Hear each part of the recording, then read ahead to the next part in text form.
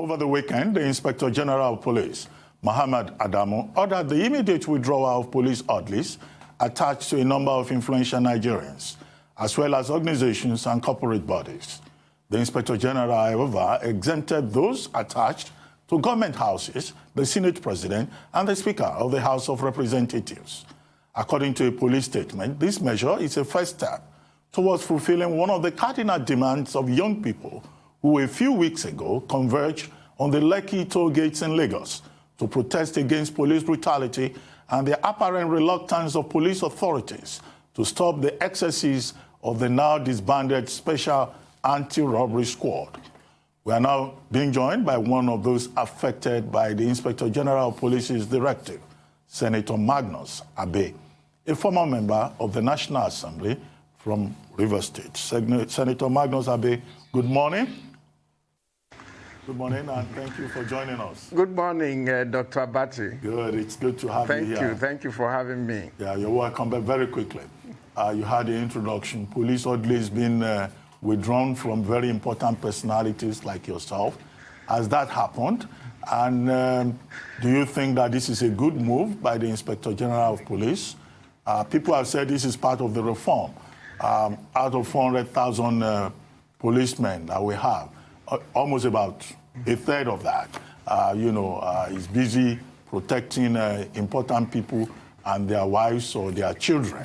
But how have you been personally affected, and do you feel that you still need police protection? Dr. Abati, honestly, you caught me flat on that one because I really wasn't expecting that our interaction this morning would be about the police. But that said, let me say that there are a few things that I would like to point out. First of all, different police orderlies and security were attached to people for different reasons. The reason for which the police decided to give me special security details is well known to a lot of Nigerians, particularly those living in Rivers State. You remember that my offices were bombed. I was attacked several times. And in fact, even in March this year, when I was at a secondary school trying to give out computers to children, gunmen came and attacked the school while I was there. But for the timely intervention of the police themselves, the story probably would have been different. So there are different reasons why security details were attached to people. Having said that, let me say that the Inspector General of Police, as the leader of the Nigerian police force in this country, has the right to post his men wherever he thinks that they will best serve the interest of the Nigerian people. And maybe the police has looked at some of our own security needs, and they feel that the general interest of the country is better served by redeploying their men in other places. That shouldn't be an issue. What, however, I am not too pleased about is the whole point of making the withdrawal of security from anybody public. When these men were posted to us, it was not public, so their withdrawal should have been done privately. Because when you now announce that security details are being withdrawn from certain people, you're exposing those persons to unnecessary security risk, in my opinion, because security information is never public. That being said, we also know that the 60 people listed there are not the only Nigerians to whom police security details have been attached. So I'm sure the IG has a clear idea of why he took the decisions that he has taken and how that is in the best interest of the Nigerian people. And we should support the police because without the police, where do we go to? So I don't think it's an issue that should be discussed on national television. I think it's a security issue, and the IGST has a responsibility to protect our lives. So even if he withdraws the police orderly, I'm sure they have other plans for making sure that all Nigerians are secure, and we should support them. Well, there's a lot of mass appeal to the public with such a move, and that's why it was announced. It might be difficult for you to accept, but there is a high level of animus towards most of the political class. And I think the police at this point, or the federal government at this point, feels that they have to be conciliatory towards the general public. When we have a police force of less than 400,000, and we're hearing that 200,000 of them are posted to guard elites, it does tend to upset the general public. But you've raised an excellent point in that members of the political class are not being guarded in that way out of just elitism, that there's actually a particular danger for some of them, like yourself. So I do hope that some kind of arrangement is come to by you and the police. But I want to ask you, speaking of security and that allusion that you made about the particular situation in River State, let's move on to the situation in Oyigbo. I want to get your take on it. There's been reports of a massacre, indiscriminate arrests by soldiers, some of which have been denied. But the fact is, soldiers were killed. Their weapons were stolen. A curfew was imposed. Those are the facts. But what is your take on the whole situation? Well, I think that the coloration that is being given to some of these issues is not very, very fair. IPOD is an organization that is committed to the destruction of Nigeria. There's no argument about that. That's what IPOD is. And we should relate to that as an organization. It has members. It has people. They are the ones who are responsible for the arson and murder and mayhem in Oyigbo area of River State. But when you don't deal with them as an organization, sometimes when people talk, they talk about the Igbos. It's not an Igbo problem and it's not an Igbo situation. There is an organization that is clearly terrorist in orientation, that is determined to pull the Federal Republic of Nigeria apart, just like Boko Haram. So I think that effective measures need to be taken to rein in these people. And the response in Oyigbo by the security agencies, as far as I know, there have been a lot of allegations and counter-allegations. And I believe that there are various inquiries that are going on into the situations that occurred during that period. And I believe that such an inquiry will help to unmask some of the things that happened. But I personally know of a police officer. In fact, one of the officers that was posted to me that has now been withdrawn, he lived in that area. His entire house and everything was burnt. His neighbor was burnt alive because he's a policeman. So when people behave with that kind of terrorists and murderous kind of intent, there's every need to react to that in a manner that it's able to curtail and contain those particular excesses. But anything outside of that will be intolerable. Right. We cannot just push away things people are saying in various quarters in this country. And I'll put this to you as the first question. Do you think this withdrawal of security aids from top politicians might be political in any nature? I mean, that's the word we're hearing all around. Some people are saying some quarters. And secondly, what's your take on the meeting between Governor Wike and Southeastern governors as regards peace and security in Rivers State and this Oyigbo incident that happened just over the weekend? Well, I think the meeting should be commended. There is no disputing the fact that what happens in the eastern states is directly affecting what is happening in Rivers State, particularly in the Oyigbo area. And Oyigbo is part of Port Harcourt, so you can't ignore whatever happens in Oyigbo. I think that the governors putting heads together as governors of Nigerian states to try to look for solutions to a common problem is commendable and should be encouraged. And I believe that there are common measures that they can take that will help to bring the situation under control. Because clearly from what is happening now, it is clear that IPOD is fast losing the sympathy of a lot of rational and right-thinking Igbos, of the majority of the Igbo people. And so you need to mobilize that opinion and strengthen it and let people see the destructive tendencies of this particular organization. After all, everybody knows that substantially the Igbos are the economic backbone of this country. They are everywhere, and they need the goodwill of their customers and clients to survive wherever they are. So an organization that comes out with intent to break that bond between them and their businesses, between them and the communities in which they operate and survive, is clearly an organization that is out to destroy the economic capacity of the Igbo nation. And I think that all those with a vested interest in that need to come together and push a common conversation. And I believe that that is what that meeting is meant to achieve. And I commend it and I encourage it. Well, Senator Abe, secondly, on the second issue you raised, which is, let me come, Dr. Abati, which is about the politicization of the withdrawal of police orderlies.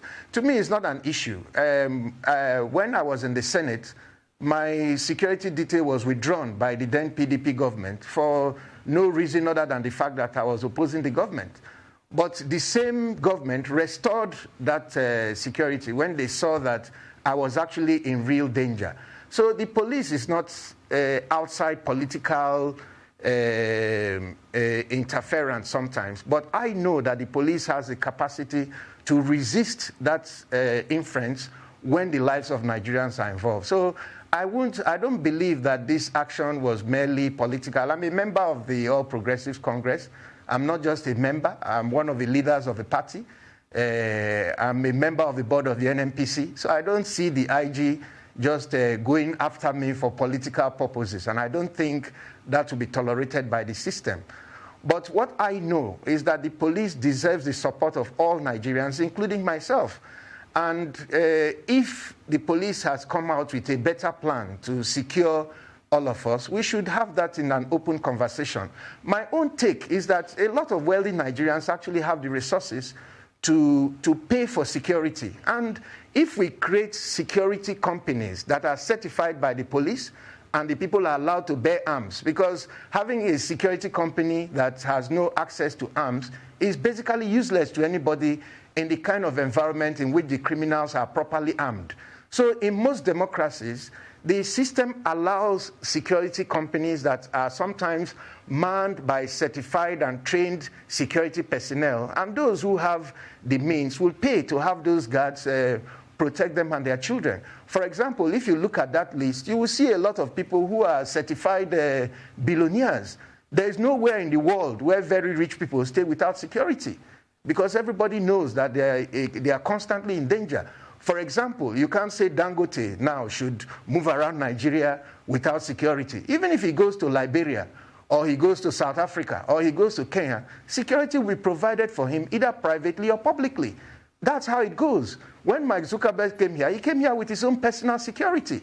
So this will also offer jobs to thousands of ex-servicemen who are today roaming the streets and cannot pay their children's school fees. So in discussing the security of this country moving forward, I believe we should expand the conversation beyond the mundane and go into creative ideas that will not only help the economy, but help the people and make life safer. Because if you have that option, a lot of wealthy people don't have to go and start depleting the scarce manpower of the police. They can pay for security.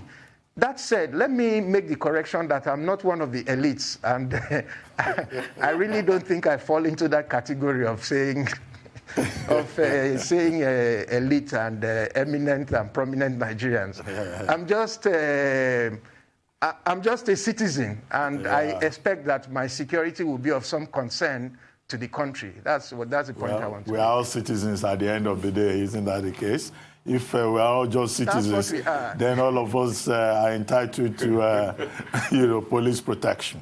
But quickly, we've been talking about security reform. We are all entitled. That's the truth. We've been talking about security reform. We should work towards such a police. Yeah.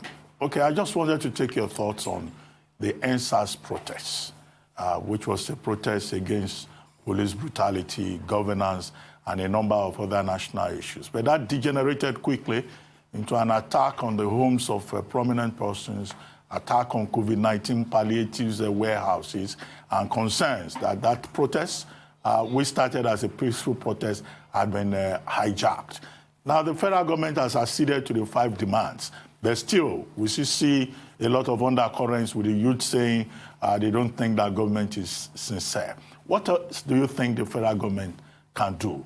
And what's your take on that crisis that enveloped Nigeria for more than 2 weeks?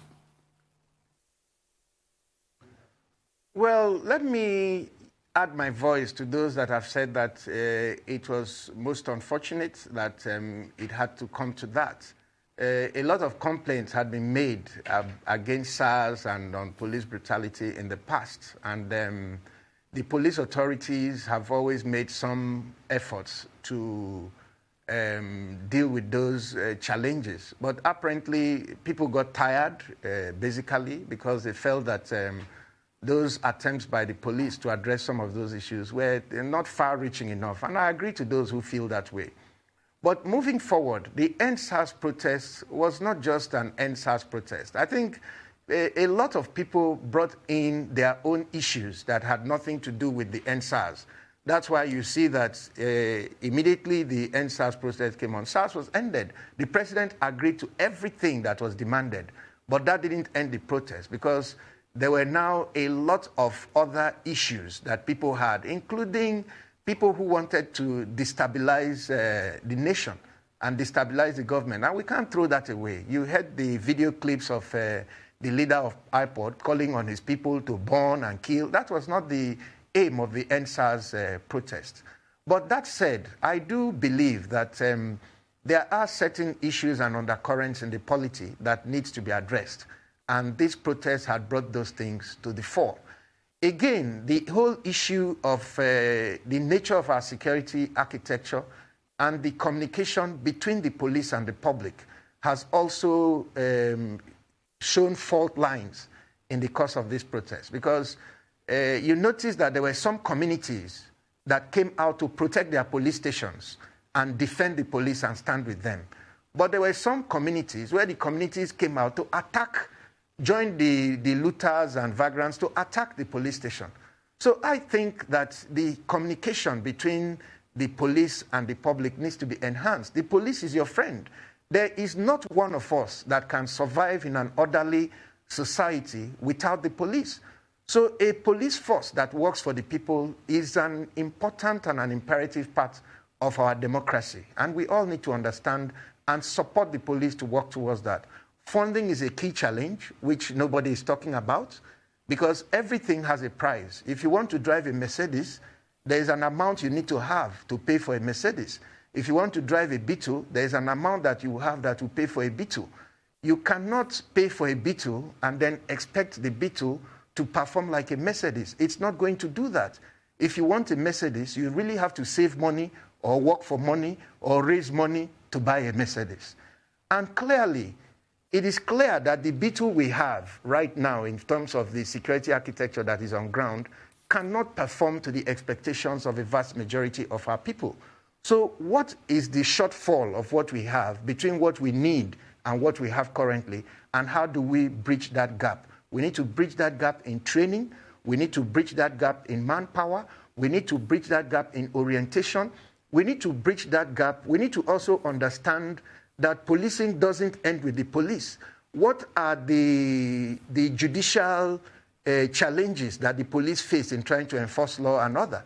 What are the prosecutorial challenges? What are the prosecutors doing?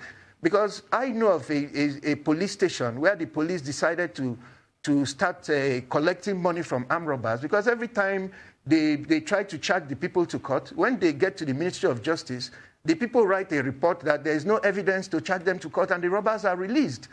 So the police are pretty sure that these people were collecting money and releasing them. And so they decided to collect the money themselves instead of passing the opportunity on to the prosecutorial authorities. So a comprehensive reform should not address just the police. We need to address the prosecutorial procedures we have in the country.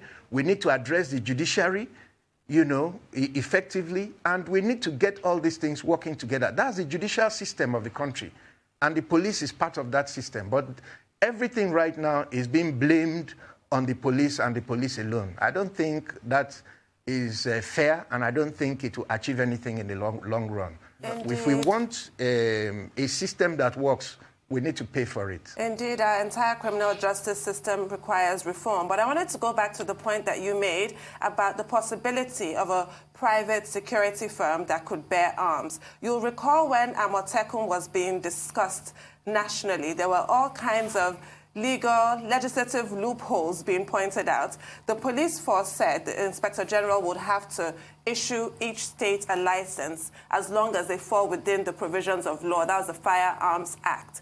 What do you think would happen with this proposal of a private firm in view of the fact that there's such hostility and distrust from the federal government with regards to any suggestion of any kind of state police, other arms-bearing units that could potentially be abused?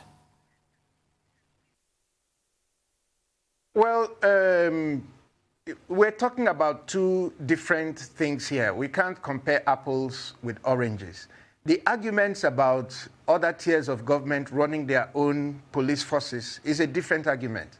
The argument I am making is about commercial private security companies that if state for police profit. does not fly, how do you expect commercial outfits to be approved, even if even state police is met with such resistance? Well, what I'm saying is that what we're talking about is reform. When you're talking about reform, you have to change the laws to allow what you want to happen. The most important thing in these conversations is for us to understand the benefits that these things offer to the country. And then we can just oppose that with the challenges that they present.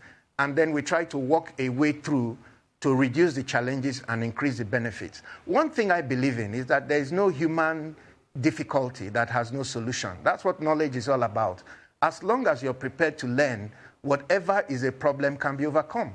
So if we are prepared to look for solutions to the security problems of this country, we have to be broad-minded. We have to be open to new ideas.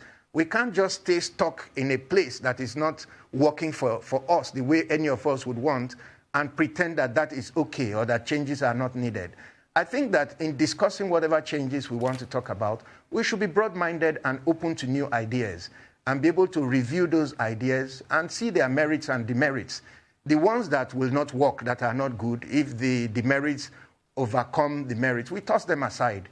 But let us not start by throwing anything away because that doesn't fit with a particular mindset at the moment. I think we need to be open to new ideas. And what I'm suggesting about commercial private security outfits is an idea that I think would help if it is properly regulated.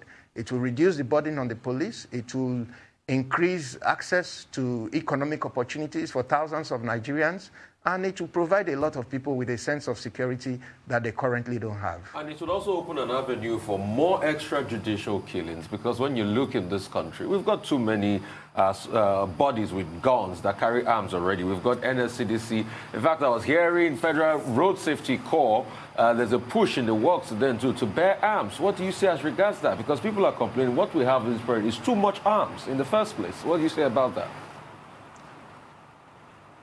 I disagree with you completely. I don't think that we have too much arms in this country. First of all, we have too much arms in the arms of the wrong people. If you look at the entire number of the quote-unquote extrajudicial killings that you're talking about that are done by people that are legally authorized to bear arms, and then compare it with the number of extrajudicial killings that are done by the people that have no legal authority to bear arms, you will see that there is no comparison between the two. You sit down here today, you hear that a whole village has been massacred. You sit down here tomorrow, you hear that so many people have been killed, so many people kidnapped. If you take that number against the number of people that have been killed by police or soldiers or NSDC or whatever, those that are trained and legally authorized to bear arms, you see that there is no comparison. And in any case, guns don't of themselves kill people. Anybody who has a gun and uses the gun improperly, there are laws to regulate that kind of behavior and punish it. And if those laws are enforced, I don't think that people will jump up to start using their guns to just kill people simply because you have a gun, which is what is going on now because the other fellow has no gun. So I think that in dealing with these conversations, like I said, I'm not saying that this is a silver bullet that will solve the security problems of this country. But I'm saying that these are options that we can explore. And it's being used in other parts of the world. There are private security companies in almost every part of this world. And they operate properly. They don't just go around shooting people because they are trained and they have families. So they do their job. If there's a risk, they respond. But basically what it is that they provide deterrence and security in the areas where they operate, which will not otherwise be available. So I think we should look at that option and do so objectively. If you go to some countries, even malls have their own private security, and they carry guns. And we know that malls have been attacked. And a lot of times, this private security intervened even before the state security apparatus arrived on the scene. But the people who go around with guns killing people, most times, they are not the police. They are not the army. They are not NSDC. They are not road safety. They are criminals. And these people, if they have those guns, these other people would not come near them. I think we should be open-minded in discussing the options that are available to us as a country. Well, on that note, thank you very much, Senator Magnus Abe. Thank you very much indeed for your thoughts.